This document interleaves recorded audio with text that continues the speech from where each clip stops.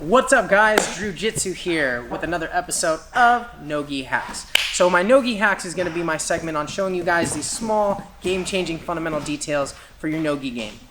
This video, we're going to go ahead and go over different details from the half guard. I'm going to show you guys how to really control your lockdown and utilize it to get your opponent off base, get them off balance.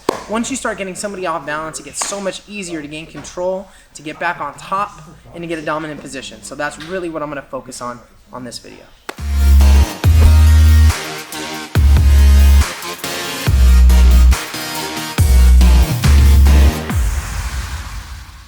So, I'm going to go ahead and get into it.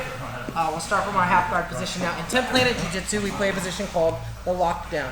So my outside leg goes over, inside leg triangles, foot to the ground, and we'll slide it under. Now, keeping this position, especially in the beginning, could be a little tricky. So there's a couple key things that I want to do. One, I want to pinch my knees. That's important. Okay, and two, I don't want to just extend my bottom leg.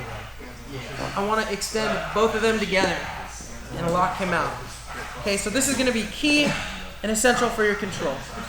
Now, you want to get used to clinching, pinching this together, and learning how to lift my knees and maneuver my opponent. Okay, so I'm going to do a simple drill with my hands behind my head and just show you how I can pick my knees up and kick to the side, pick my knees up, kick to the side, pick my knees up, kick to the side, pick my knees up. And I want to be able to use these knees to carry and lift his hips as I turn him, kick him back out to the side and sit up. I'm going to use my knees to lift him, tilt to the side, kick him, and sit back up. Okay, so we call this the whip in 10th Planet, whether I'm whipping him up or whipping him down or whipping him to the side. It's a great way, one, to control your opponent's hips, and two, to get him to base out and get him off balance. Because once we can get people off balance, they become much easier to sweep, and it becomes much harder for them to put a lot of weight and pressure on top of us. Okay, so now that we have a good lockdown, we know how to control that and position ourselves well, and we know how to whip people up, down, right to left. Now let's talk about the next step, which is, to me, one of the most important parts of this position, whether I have the lockdown or not, which is my underhook. Okay, so let's go ahead and switch sides. So we'll get our lockdown back in, outside leg over, triangle, slide it under, both legs extend. Good. And now I'm using this whip to try and keep him off balance. Now in this position, he would probably be over under squeezing me. Now I want to start using this whip to get him to base out here. Now if I can get him to base out here, it's a perfect opportunity for an underhook here. Okay, now using my knees and my lockdown the same way we did with the last segment, we're going to go whipping to the other side, and I shoot my underhook. Now, if he were to push into me and put me flat to my back, knees to the chest, whip to the other side. If he were to try and come back up on top of me, knees to the chest, whip to the other side. And I can start coming out this way.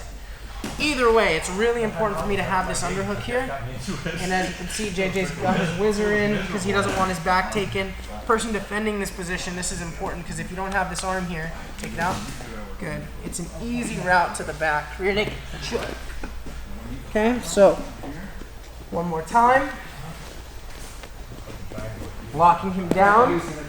Okay, I'm going to start using my knees to start whipping him up and over. Underhook. Knees, whip him up and over. Shoot this underhook. Okay, you can also see how my ear's close to the chest. I'm starting to use my head under his chin to start wrestling him up. And again, he's going to want to put me flat on my back. This is the time to start using your knees, kicking to the other side. And we can start coming up this way. I'm going to let him choose which way we go. I just want to be mindful, and I want to make sure I'm using my underhook and my lockdown to start maneuvering him from side to side. Alright guys, so here's a quick recap. The first part of the video was about how to control your lockdown, pinching your knees, extending, and then how to use your knees to really bump them up and over to get them off balance. The second part of this video was the importance of that underhook and using those together. How do I lock them down, bump them, and make some space to get an underhook? Now in our next video, I'm going to go ahead and break down in detail how to do the sweeps that I was showing in the previous video. How do we get on top of somebody when they're smashing us, squeezing, and they're really heavy? In the beginning of my jiu-jitsu journey, I was always on the bottom. I couldn't stand it. I had to get back on top. So half guard and an underhook really helped me do that. So I hope these details help you out today. Thanks so much for watching NOGI Hacks, guys. I hope these details helped you today. Go ahead and like, subscribe, share with your friends, comment below if there's anything else you would like to see, and stay tuned because we'll be doing another video very soon.